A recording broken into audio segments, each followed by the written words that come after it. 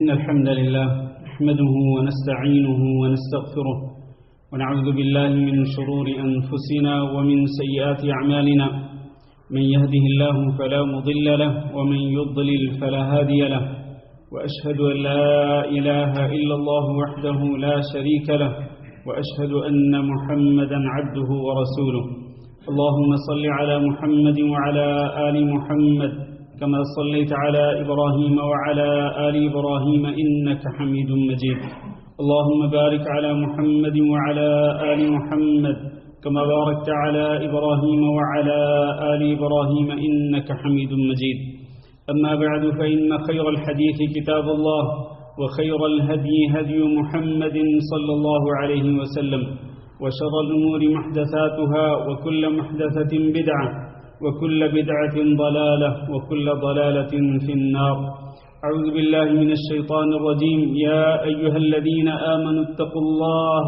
حق تقاته ولا تموتن إلا وأنتم مسلمون يا أيها الناس اتقوا ربكم الذي خلقكم من نفس واحدة وخلق منها زوجها وبث منهما رجالا كثيرا ونساء واتقوا الله الذي تساءلون به والأرحام إن الله كان عليكم رقيبا يا أيها الذين آمنوا اتقوا الله وقولوا قولا سديدا يصلح لكم أعمالكم ويغفر لكم ذنوبكم ومن يطع الله ورسوله فقد فاز فوزا عظيما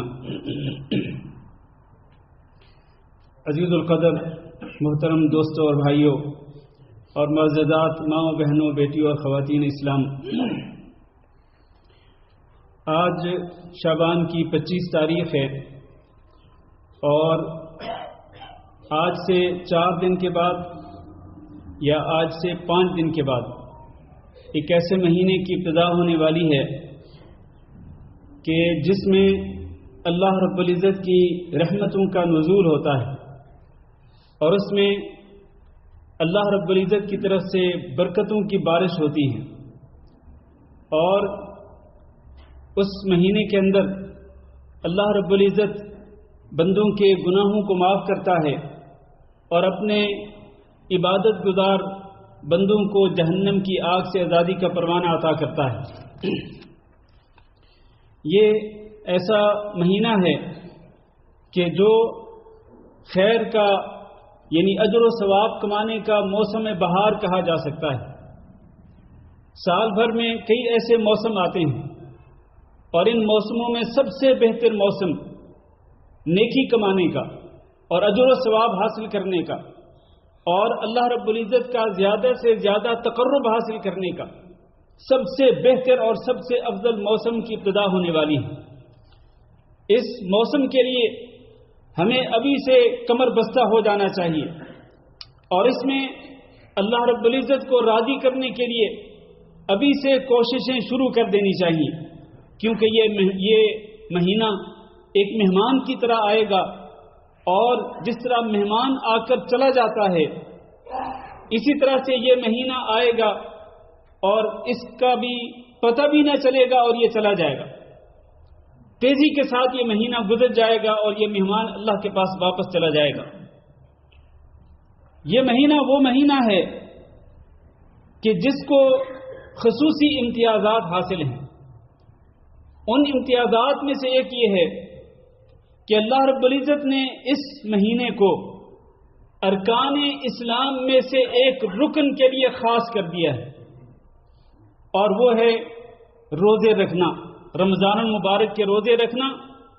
یہ ارکان اسلام میں سے ایک رکن ہے۔ اس رکن کی ادائیگی کے لیے اللہ رب العزت نے اس مہینے کو خاص کر دیا ہے اور اس کی دوسری خصوصیت یہ ہے کہ اس مہینے کو اللہ رب العزت نے اپنی سب سے افضل کتاب قرآن مجید کو نازل کرنے کے لیے خاص کر دیا۔ شہر رمضان الذی انزل فیہ القرآن،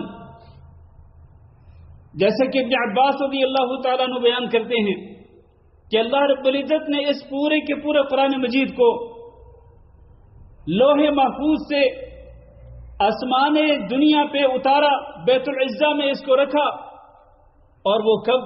رمضان المبارک کے مہینے کے اندر۔ پھر اس قرآن مجید کے نزول کی جو ابتدا ہے حضرت محمد صلی اللہ علیہ وسلم کے قلب اطہر پر حضرت جبریل امین علیہ السلام کے ذریعے اس کی ابتدا بھی رمضان المبارک کے اندر ہوئی. تو اس مہینے کی ایک خصوصیت یہ ہے کہ اس کو اللہ رب العزت نے خاص کر دیا قرآن مجید کے نزول کے لیے. اور اسی طرح اس کی خصوصیت یہ ہے کہ اسی مہینے کے اندر اللہ رب العزت نے ایک ایسی رات رکھ دی کہ جو 1000 مہینوں سے افضل ہے. لیلۃ القدر خیر من 1000 شہر، 1000 مہینوں سے بہتر اور افضل رات اللہ رب العزت نے اسی مہینے کے اندر رکھ دی. اور ایک خصوصیت یہ ہے کہ اللہ رب العزت اس مہینے کی ہر رات اپنے بے شمار بندوں کو جہنم کی آگ سے آزادی کا پروانہ عطا کرتا ہے. ایک خصوصیت یہ ہے کہ اس مہینے کی ابتدا سے ہی، پہلی رات سے ہی، جیسے ہی رمضان المبارک کا چاند نظر آتا ہے اس کے ساتھ ہی پہلی رات سے ہی جنت کے 8 دروازوں کو کھول دیا جاتا ہے. کوئی ایک دروازہ اس کا بند نہیں رکھا جاتا. اور ایک روایت کے مطابق رحمت کے دروازوں کو کھول دیا جاتا ہے، آسمان کے دروازوں کو کھول دیا جاتا ہے، اور جہنم کے 7 دروازوں کو بند کر دیا جاتا ہے. کسی دروازے کو کھلا نہیں چھوڑا جاتا. اس کے علاوہ شیطانوں کو اور سرکش قسم کے جنات کو جکڑ دیا جاتا ہے تاکہ وہ اللہ کے بندوں کو بہکا نہ سکیں، گمراہ نہ کر سکیں، اور اللہ کے بندوں کے دلوں میں وسوسے اور خیالات پیدا نہ کر سکیں. یہ بڑی خصوصیات ہیں اس ماہ مبارک کی. اور یہ ماہ مبارک مغفرت کا مہینہ ہے، اپنے گناہ بخشوانے کا مہینہ ہے. پچھلے 11 سال، پچھلے 11 مہینے، یعنی پچھلے رمضان کے بعد پچھلے 11 مہینے ہم مسلسل گناہ کرتے رہے، اور گناہ کر کر کے ہم نے اپنے دلوں کو زنگ آلود کر لیا. اب یہ وقت آیا ہے کہ ہم اپنے گناہوں کو معاف کروا کر اپنے ان دلوں کو صاف کریں. من صام رمضان ایمانا واحتسابا غفر له ما تقدم من ذنبه. جو رمضان المبارک کے روزے رکھے گا ایمان کے ساتھ اور صرف اللہ رب العزت کی رضا کو طلب کرنے کے لیے، اجر و ثواب کو پانے کے لیے، تو اس کے پچھلے تمام گناہوں کو معاف کر دیا جائے گا. جو رمضان مبارک کا قیام کرے گا ایمان کے ساتھ اور صرف اللہ کی رضا کو پانے کی خاطر، اللہ کو راضی کرنے کی خاطر، اللہ کا تقرب حاصل کرنے کی خاطر، دل کی خوشی کے ساتھ جو رمضان کا، پورے رمضان کے مہینے کا قیام کرے گا، اس کے بھی پچھلے تمام گناہوں کو معاف کر دیا جائے گا. اسی طرح لیلۃ القدر کے قیام کی فضیلت ہے. تو یہ مہینہ مغفرت کا مہینہ ہے، رحمت کا مہینہ، پورے کا پورا مہینہ.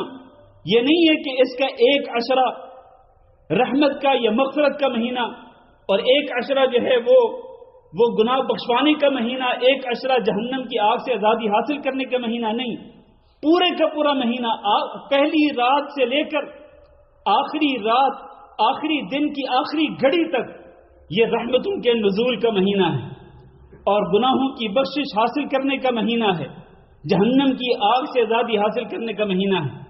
اتنی خصوصیات والا مہینہ اب آنے کو ہے. سب سے پہلے ہم دعا کرتے ہیں کہ اللہ رب العزت ہمیں یہ مبارک مہینہ رحمتوں اور برکتوں والا مہینہ نصیب فرمائے. خیر و عافیت کے ساتھ اور سلامتی کے ساتھ اللہ رب العزت ہمیں بھی اور پوری امت مسلمہ کو یہ مبارک مہینہ نصیب فرمائے. اور اس مبارک مہینے کے اندر اللہ رب العزت ہمیں زیادہ سے زیادہ عبادات کر کے اللہ رب العزت کا تقرب حاصل کرنے کی توفیق دے. میرے بھائیوں، اس ماہ مبارک کے لیے ہمیں تیار ہونا ہے، ہمیں اپنے آپ کو تیار کرنا ہے اس ماہ مبارک کے لیے، اور اس اللہ رب العزت کے مہمان کی قدر کرنے کے لیے، اس کا احترام کرنے کے لیے اور اس کے حقوق کو ادا کرنے کے لیے. اس کے حقوق ہیں ہمارے اوپر. جس طرح خاص مہمان کی آمد ہوتی ہے تو گھر والے پہلے سے تیاری کرتے ہیں کہ اس مہمان کا احترام کریں گے، اس مہمان کی خدمت کریں گے، اس کے لیے یہ پکائیں گے، اس کو یہ پلائیں گے، اس کی اس طرح سے خدمت کریں گے تاکہ وہ مہمان ہمارے گھر سے واپس جائے تو وہ راضی خوش ہو کر جائے. بالکل اسی طرح سے یہ خاص الخاص، بہت ہی خاص مہمان ہے اللہ رب العزت کا، جس کے لیے ہمیں تیاری کرنی ہوگی، اور اس کی تیاری کے لیے سب سے پہلی بات یہ ہے کہ ہم ابھی سے اپنے تمام کے تمام گناہوں سے سچی توبہ کریں۔ کوئی شخص یہ کہہ سکتا ہے کہ رمضان مبارک کا مہینہ آئے گا، میں روزے رکھ لوں گا، تراویح پڑھ لوں گا، توبہ کر لوں گا، گناہ بخشوا لوں گا، ابھی سے توبہ کرنے کی کیا ضرورت ہے؟ میرے بھائیوں، جس طرح میں نے پہلے کہا، ہم پچھلے 11 مہینوں کے اندر گناہ کر کر کے، جس طرح اللہ رب العزت نے فرمایا بران علی قلوبہم ما کانوا یکسبون، گناہوں کی میل کچیل اور گناہوں کا زنگ چڑھ چکا ہے ہمارے دلوں کے اوپر، اور یہ جو گناہوں کا میل ہوتا ہے یہ اگر باقی رہ جائے، میری بات توجہ سے سنیے گا، یہ بڑا اہم نکتہ ہے، یہ میل کچیل اگر گناہوں پہ باقی رہ جائے اور اس کو صاف نہ کیا جائے، اس کو نہ دھویا جائے، تو پھر عبادات بڑی بوجھل ثابت ہوتی ہے۔ زنگ آلود دل کے ساتھ آپ عبادات نہیں کر پائیں گے۔ یہ زنگ جب تک آپ نہیں دھوئیں گے اس وقت تک آپ کے لیے صیام رمضان بھی آسانی سے آپ کے لیے ممکن نہیں ہوگا کہ آپ رمضان کے روزے رکھیں اور رمضان کا قیام کریں۔ روزے بھی آپ کے لیے بوجھل ہوں گے، قیام بھی آپ کے لیے بڑا بوجھل ہوگا۔ اسی لیے کئی لوگ قیام کے دوران بڑی مشکل سے پہلی 2-3 راتیں جذبہ ہوتا ہے، اس کے بعد پھر کھسکنا شروع کر دیتے ہیں، 2 نفل پڑھ کر چلے جاتے ہیں، 4 تراویح پڑھ کر چلے جاتے ہیں، پھر کھسکنا شروع ہو جاتے ہیں۔ یہ قیام بوجھل ثابت ہوتا ہے، کیوں؟ اس کی وجہ یہ ہے کہ ہم نے اپنے گناہوں کے زنگ کو اور اس کی میل کی چویل کو صاف نہیں کیا۔ اور نبی کریم صلی اللہ علیہ وسلم کا یہ فرمان ہے کہ بندہ جب گناہ کرتا ہے تو اس کے دل پہ ایک سیاہ نقطہ پڑ جاتا ہے، پھر توبہ کر لے، استغفار کر لے، اس سیاہ نقطے کو دھو دیا جاتا ہے، اور اگر وہ ایسا نہ کرے تو پھر گناہ کرتے کرتے کرتے کرتے آخرکار اس کا پورے کا پورا دل جو ہے وہ زنگ آلود ہو جاتا ہے، اس کے اوپر تہ چڑھ جاتی ہے، تہ در تہ اس کے اوپر میل بیٹھ جاتی ہے، پھر عبادت کرنا بڑا بوجھل ہوتا ہے۔ کیسے رمضان کے روزے رکھوں گا، کیسے میں قیام کروں گا، کیسے میں تلاوت قرآن کروں گا؟ لیکن آپ اگر ابھی سے توبہ کریں گے اور اپنے اس میل کچیل کو صاف کریں گے تو آپ کے لیے رمضان کی ساری عبادات اللہ کے حکم سے آسان ہو جائیں گی۔ اور ویسے بھی اس کا تعلق چونکہ دل کے ساتھ ہے، اور اللہ کے رسول صلی اللہ علیہ وسلم نے فرمایا اذا صلحت صلح الجسد کلہ، یہ جب دل صاف ہو جائے اور یہ ٹھیک ہو جائے تو پھر پورا جسم ٹھیک ہو جاتا ہے۔ لیکن یہ دل اگر فاسد ہو، اس کے اوپر سیاہ داغ دھبے لگے ہوئے ہوں، یہ زنگ آلود ہو چکا ہو، تو پھر پورا جسم خراب ہو جاتا ہے، پھر آپ باقی جسم کے ساتھ نیک اعمال نہیں کر سکیں گے۔ گناہوں کے اندر میں اور آپ ڈوبے ہوئے ہیں، اس لیے سچی توبہ کریں۔ توبوا الی اللہ توبۃ نصوحا عسى ربکم ان یکفر عنکم سیئاتکم ویدخلکم جنات تجری من تحتها الانہار۔ دوسری بات یہ ہے کہ ہم اپنے دلوں سے بغض اور حسد اور کینے کو بھی نکال دیں، اپنے رشتہ داروں کے لیے اور اپنے مسلمان بھائیوں بہنوں کے لیے اپنے دلوں کو صاف کریں۔ اس کی بڑی وجہ یہ ہے، آپ جانتے ہیں کہ حدیث میں ہے، نبی کریم صلی اللہ علیہ وسلم نے فرمایا ہر پیر اور ہر جمعرات کو اللہ رب العزت ہر ایسے انسان کی مغفرت کرتا ہے جو اللہ کے ساتھ شرک نہیں کرتا اور جس کے دل میں کینہ اور بغض نہیں ہوتا۔ جس کے دل میں بغض ہو، کینہ ہو 2 بھائیوں کے درمیان، اللہ فرماتا ہے فرشتوں کو کہ ان دونوں کو ابھی پیچھے کر دو، ان کو بھی مہلت دے دو، ان کی مغفرت نہ لکھو جب تک کہ اپنے دلوں کو صاف نہیں کرتے۔ آپ اندازہ کریں کہ اگر ہر پیر اور ہر جمعرات کو انسان کی مغفرت نہ ہو بغض کی وجہ سے، حسد اور کینے کی وجہ سے، تو رمضان المبارک کے اندر روزے رکھ کر اور قیام کر کے آپ مغفرت کیسے حاصل کریں گے جبکہ آپ کے دلوں کے اندر بغض ہوگا، کینہ ہوگا، حسد ہوگا۔ اس لیے اپنے دل کو صاف کریں، دل کی صفائی اس چیز سے بھی ضروری ہے۔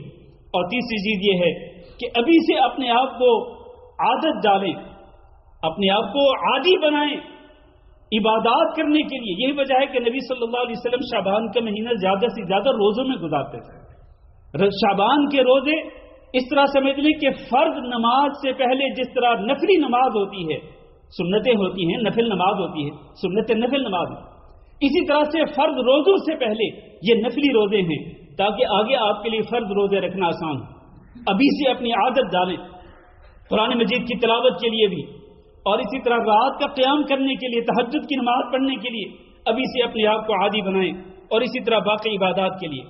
اور عزم کریں. میرے بھائیوں، استقبال رمضان یوں بھی ہونا چاہیے.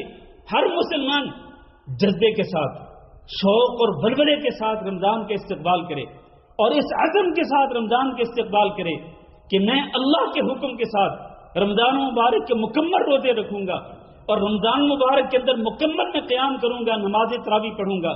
اور وہ بھی اس طرح کہ یہ نہیں کہ 2-4 رکعت پڑھ کر چلا جاؤں گا بس کاروی ڈالنے کے لیے نہیں.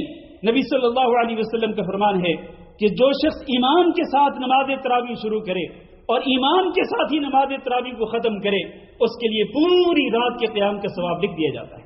اس عزم کے ساتھ آپ رمضان مبارک کے استقبال کریں کہ فرض روزے رکھنے کے ساتھ ساتھ جو کہ اسلام کے ارکان میں سے ایک رکن ہے وہ بھی ادا کرنا ہے، اور اس کے ساتھ ساتھ پورے رمضان کے اندر قیام بھی کرنا ہے، نماز تراویح پابندی کے ساتھ پڑھنی ہے. اور اسی طرح قرآن مجید کی تلاوت کا اہتمام ابھی سے کریں اور عزم کریں کہ پورے رمضان کے مہینے کے اندر میں قرآن مجید کی تلاوت بھی کروں گا اور انشاءاللہ کئی ختم بھی کروں گا، لیکن اس کے ساتھ میں اس قرآن مجید کو سمجھ کر اس کو اپنے دل میں اتاروں گا، اس کا نور اپنے دل تک پہنچانے کی کوشش کروں گا، اس سے میں سبق حاصل کروں گا، اس سے نصیحتیں حاصل کروں گا، اس کی تعلیمات کو سمجھنے اور سیکھنے کی کوشش کروں گا. یہ آپ کے اندر ابھی سے عزم ہونا چاہیے. سلف صالحین رمضان مبارک کے اندر کئی مرتبہ قرآن مجید ختم کرتے تھے. امام بخاری رحمہ اللہ ہر تیسرے دن رمضان مبارک کے اندر قرآن مجید کو ختم کرتے تھے. امام مجاہد رحمہ اللہ پہلے ہر 7 دن کے بعد قرآن مجید ختم کرتے تھے، لیکن رمضان آتا تو پھر ہر تیسرے دن بعد قرآن مجید کو ختم کرتے تھے. المہم یہ ہے میرے عزیز بھائیوں، مختصراً یہ کہ ہم عزم کے ساتھ، عزم مصمم کے ساتھ اس مبارک مہینے کے استقبال کریں.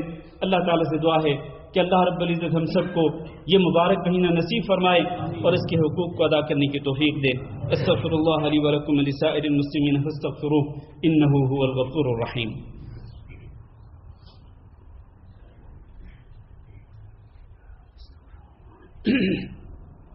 ان الحمد لله نحمده ونستعينه ونستغفره ونعوذ بالله من شرور انفسنا ومن سيئات اعمالنا، من يهده الله فلا مضل له ومن يضلل فلا هادي له، واشهد ان لا اله الا الله وحده لا شريك له، واشهد ان محمدا عبده ورسوله. اللهم صل على محمد وعلى آل محمد كما صليت على ابراهيم وعلى آل ابراهيم انك حميد مجيد. اللهم بارك على محمد وعلى آل محمد كما باركت على ابراهيم وعلى آل ابراهيم انك حميد مجيد. اما بعد، 2 احادیث آج کے خطبہ جمعہ کے حوالے سے عرض کروں گا. پہلی حدیث نبی کریم صلی اللہ علیہ وسلم نے ارشاد فرمایا، کل عمل ابن آدم یضاعف له، ابن آدم کے ہر عمل کا اجر اس کے لیے کئی گنا بڑھا دیا جاتا ہے. الی 700 ضعف، 10 گنا سے لے کر 700 گنا تک اس کے نیک عمل کا اجر و ثواب بڑھا دیا جاتا ہے. اللہ رب العزت نے فرمایا الا الصوم، سوائے روزے کے، فإنه لی وأنا أجزی بہ، یہ روزہ میرے لیے ہوتا ہے، میں ہی اس کا بدلہ دوں گا. یدع شہوته وطعامه من اجلی، یہ روزے کے اندر اپنی شہوات کو ترک کر دیتا ہے اور اسی طرح کھانا پینا چھوڑ دیتا ہے میرے خوف کی وجہ سے، میرے حکم کی بنا پر یہ سب کچھ چھوڑتا ہے، تو اس کے روزے کا اجر و ثواب بھی میں ہی اس کو دوں گا.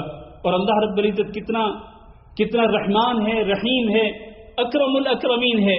اللہ اپنے بندے کو روزے کا کتنا اجر و ثواب دے گا، اس کا ہم تصور بھی نہیں کر سکتے ہیں. یہی وجہ ہے کہ نبی کریم صلی اللہ علیہ وسلم نے فرمایا للصائم فرحتان، روزہ دار کے لیے 2 خوشیاں ہیں.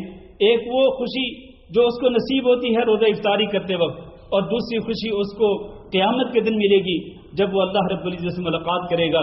اور اللہ رب العزت اس کے لیے جنت کے ایک دروازے کو خاص کر دے گا، باب الریان، جس سے اللہ تعالیٰ روزہ داروں کو جنت کے اندر داخل ہونے کا حکم دے گا. دوسری حدیث کا ابن عباس رضی اللہ تعالیٰ عنہ بیان کرتے ہیں کہ نبی صلی اللہ علیہ وسلم لوگوں میں سب سے زیادہ سخاوت کرتے تھے.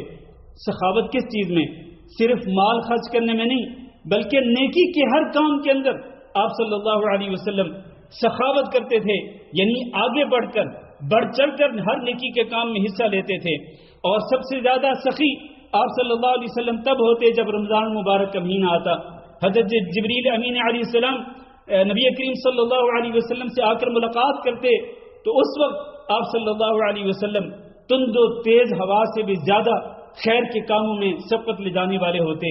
इस हदीस को जिक्र करने का मकसद ये है कि मेरे भाइयों, हमारे अंदर भी ये जज्बा पैदा हो कि जिस तरह नबी सल्लल्लाहु अलैहि वसल्लम खैर के हर काम में रमजान मुबारक के अंदर बढ़ चढ़ कर हिस्सा लेते, आगे बढ़कर हिस्सा लेते, हमारे अंदर भी ये जज्बा पैदा होना चाहिए। अल्लाह ताला से दुआ है कि अल्लाह हम सबको ये जज्बा नसीब फरमाए और ज़्यादा से ज़्यादा नेकियां करने और ज़्यादा से ज़्यादा अजर व सवाब हासिल करने की तौफीक दे और ज़्यादा से ज़्यादा अल्लाह रब्बुल इज़्ज़त हम सबको अपना तक़र्रुब हासिल करने की तौफीक दे और सच्चे दिल के साथ अल्लाह हम सबको तौबा करने की तौफीक दे। अल्लाह हमारी तौबा को कबूल फरमाए। अल्लाहुम्मा इग़फिर लना व लिल मुअमिनीना वल मुअमिनात व लिल मुस्लिमीना वल मुस्लिमात अल अहयाइ मिनहुम वल अमवात। अल्लाहुम्मा इन्ना नस्अलुका अल अफ़्व वल आफ़ियह والمعافاة الدائمة في الدنيا والآخرة. اللهم إنا نسألك الدرجات العلى من الجنة. اللهم إنا نسألك الدرجات العلى من الجنة. اللهم إنا نسألك الدرجات العلى من الجنة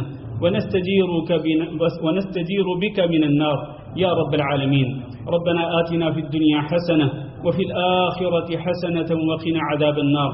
اللهم فرج هم المهمومين ونفس كرب المكروبين واقض الدين عن المدينين واشف مرضانا ومرضى المسلمين. اللهم آمنا في أوطاننا واجعل هذا البلد آمنا مطمئنا وسائر بلاد المسلمين. عباد الله، إن الله يأمر بالعدل والإحسان وإيتاء ذي القربى وينهى عن الفحشاء والمنكر والبغي يعظكم لعلكم تذكرون. سبحان ربك رب العزة عما يصفون وسلام على المرسلين والحمد لله رب العالمين.